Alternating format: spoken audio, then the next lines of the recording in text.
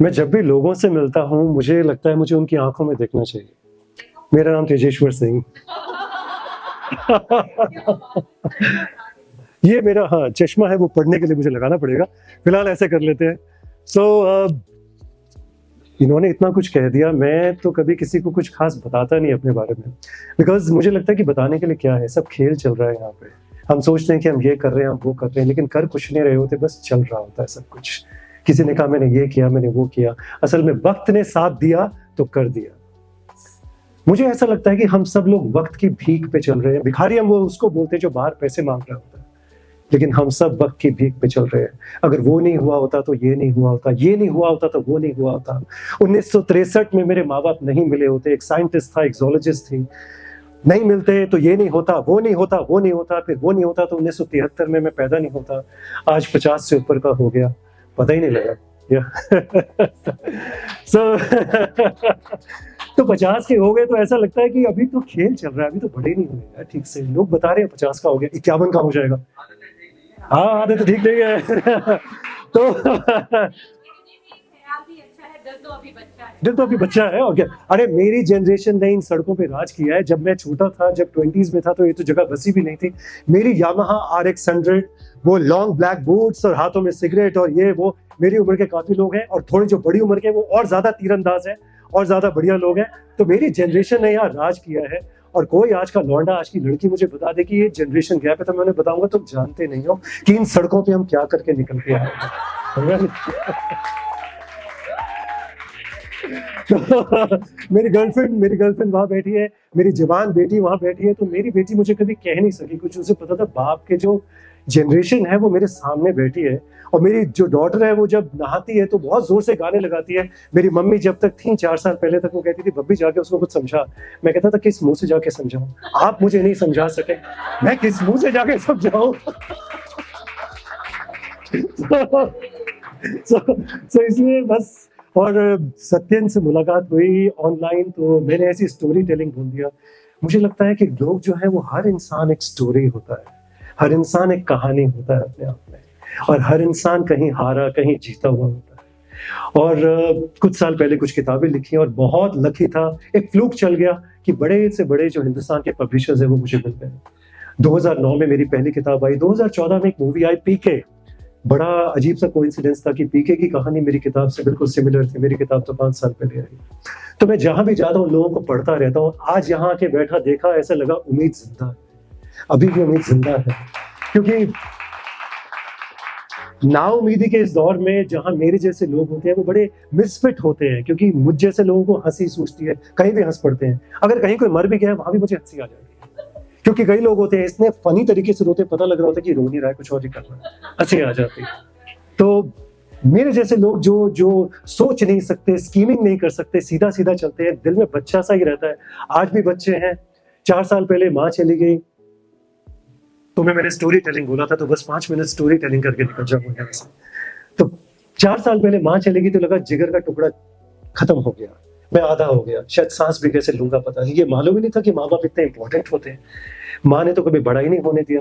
माँ जब तक थी वो, उनको यही कह के निकलता था, मम्मी जा रहा हूँ, दरवाजा बंद कर लो। मम्मी वही काम कर रही थी मैं जब से बचपन में था।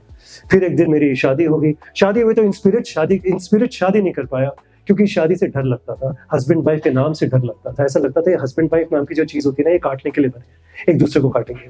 तो इसलिए वाइफ को बहुत पहले बोल दिया, भैया ना मैं इस लायक हूँ कि मैं शादी कर सकता हूँ, मैं तो मैं प्यार करता था, प्यार ही करता था, उसी में आगे चलते रह गया। और उसके बाद बच्चा हो गया। तो घर के अंदर हम सारे दोस्त थे बस। मेरी मम्मी के 3 बच्चे, पहला बब्बी, दूसरा मेरी गर्लफ्रेंड हिना, और तीसरा मेरी डॉटर फ्लोरी। तो पता ही नहीं लगा कि माँ बाप कितने इंपॉर्टेंट होते हैं। जब माँ गई तो लगा कि अब जीना नहीं होगा, बड़ा मुश्किल हो जाएगा। माँ ने कितना प्यार किया, कितनी सारी चीजें करी। वो चीजें मैंने करनी शुरू कर दी जो कभी सोचा नहीं था। ब्लैक एंड व्हाइट मूवी के गाने चलते थे तो मैं माँ को ढूंढता रहता था। 1960s की साधना में माँ को ढूंढता रहता था। 1960s की माला सिन्हा जो किसी काम की हीरोइन नहीं लगती थी मुझे, उसमें माँ को ढूंढता रहता था, क्योंकि उसकी साड़ी में माँ दिखती थी, उसके बालों में माँ दिखती थी, डैडी दिखते थे। और फिर रियलाइज हुआ कि अब तो माँ को ढूंढते ही रह जाना, बस माँ कभी मिलेगी नहीं। जिंदगी में हंसी खुशी मुस्कुराहटें ये हम जी चाहे जितनी जी चाहे बना सकते हैं, बस पता नहीं क्यों नहीं बना पाते हैं। और मेरा बस यही उद्देश्य है जिंदगी का कि हंसते रहो, गाते रहो, हर दिन फेस्टिवल होना चाहिए घर में। कोई भी एक दिन ऐसा नहीं हो जब फेस्टिवल नहीं है, नहीं तो रह किस लिए रहे हैं साथ में, क्यों रह रहे हैं। मेरा मन कभी पब्स में जाने का नहीं किया, मेरा मन कभी बाहर खाने का नहीं किया, क्योंकि मुझे ऐसा लगा मेरे घर में बहुत उत्सव है। मैं हूं तो सब कुछ है, मैं हूं तो उत्सव है। तो जो स्टोरी टेलिंग की बात है वो ऐसा लगता है कि यहाँ पे कितने प्यारे प्यारे लोग आए हैं, कितने अच्छी अच्छी बातें कर रहे हैं, तो ऐसा लगता है सारी दुनिया ऐसी है। बाहर निकल के देखता हूँ तो कुछ और है, तो मन करता है कि बस दुनिया ऐसी हो जाए, सारे घर ऐसे हो जाए, सारे दोस्त ऐसे हो जाए, कोई किसी को धोखा ना दे।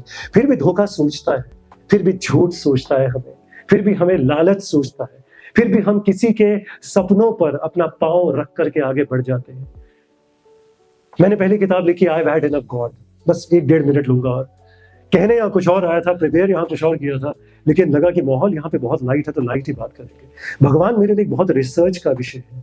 मैं भगवान को मानता नहीं, भगवान को पूछता नहीं, क्योंकि मेरा भगवान मुझे कहता है कि जिस एंटिटी को अपने आगे भीड़ लगवाने का शौक है वो इंसान होता है, वो भगवान नहीं होता।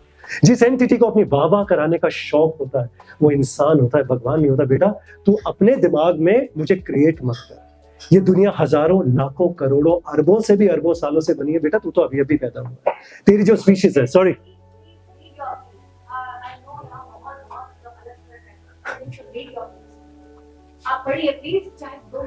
Okay alright. वाइफ होती तो अभी लड़ाई हो जाती, वहां जाकर बाहर जाकर के बोलेगी मेरे गले लगा लेगी मुझे एकदम से, फिर कहेगी बब्बी तुम प्लीज थोड़ा सा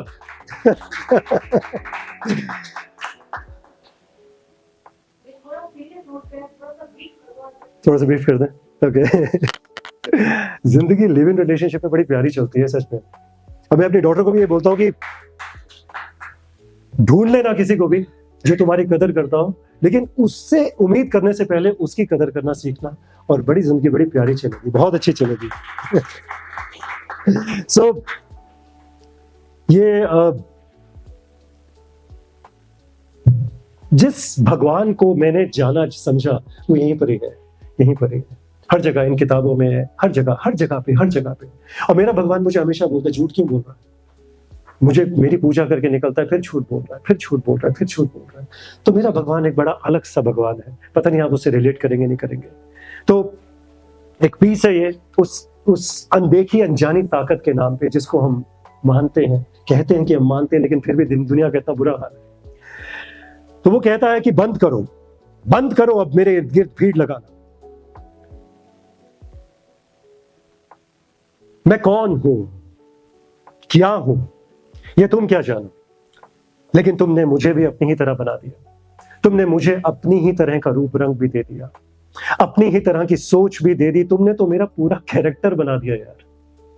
ईश्वर बोलता है इंसान से, मैं जिसने धरती बनाई, ये आकाश बनाया, इतने प्लैनेट, सोलर सिस्टम, गैलेक्सीज बनाए, ये यूनिवर्स बनाए, ये धरती जहां अनकाउंटेबल स्पीशीज रहती हैं, पेड़ पौधे, नदियां, तालाब, झरने, रेगिस्तान, ओशंस, गिन भी नहीं सकते, इतना कुछ है।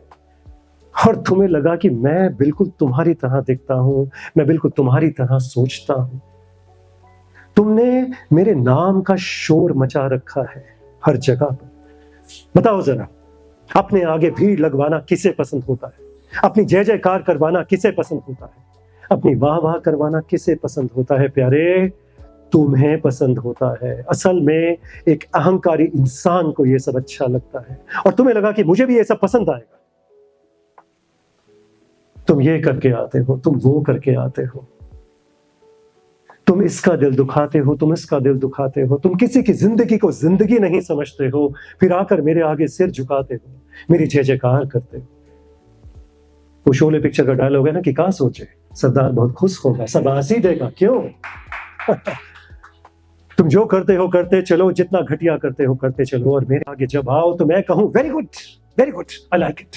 आपने देखा होगा हम सभी करते हैं ईश्वर के आगे, है ना, किसी ना किसी तरीके से हमने अपना अपना ईश्वर बना रखा है, उसके आगे सर झुका लेते हैं और हम सोचते हैं ईश्वर बोलेगा very good, I like it.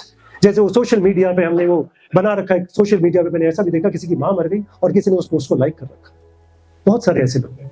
तो ईश्वर कहता है कि तुमने सोचा कि मैं तुम्हारी तरह हूं, बिल्कुल फूहड़, पागल, बॉडम, तुम जो करोगे जैसा करोगे मैं कहूंगा हाँ वाह आई लाइक इट।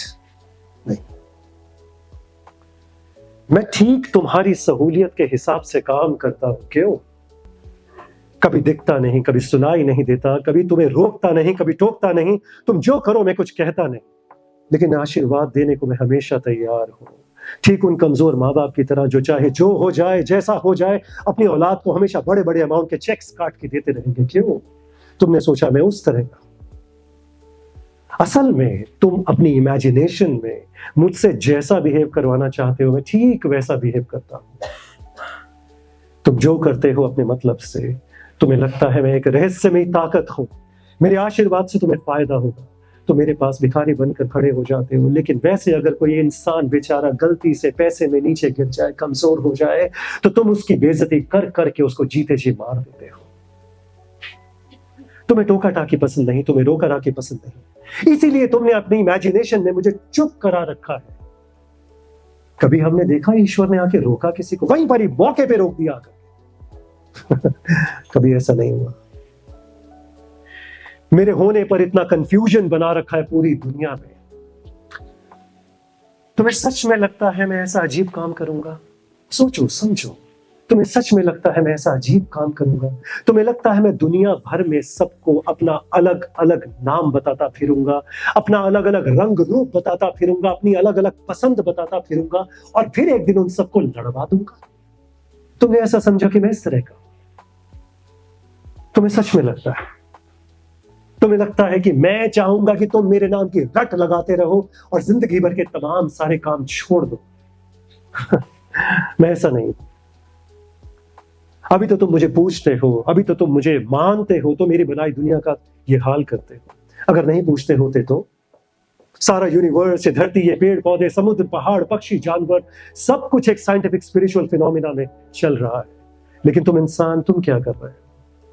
झूठ, मक्कारी, अहंकार, लालच, इसका आतंक कर रहे हो। एक दूसरे को दुख दर्द पहुंचाने की बेशर्मी, और इस्तेमाल करते हो तुम मेरे अपने दिमाग में बसे मेरे नाम का, जो नाम इस दुनिया में आतंक कर दे, जो नाम इस दुनिया में घर घर को असुरक्षित कर दे, हर जगह पे आग लगा दे। वो नाम मेरा नहीं हो सकता, वो नाम मेरा नहीं हो सकता, वो तुम्हारी अपनी इमेजिनेशन है। अपनी इमेजिनेशन से बाहर निकलो। Thank you.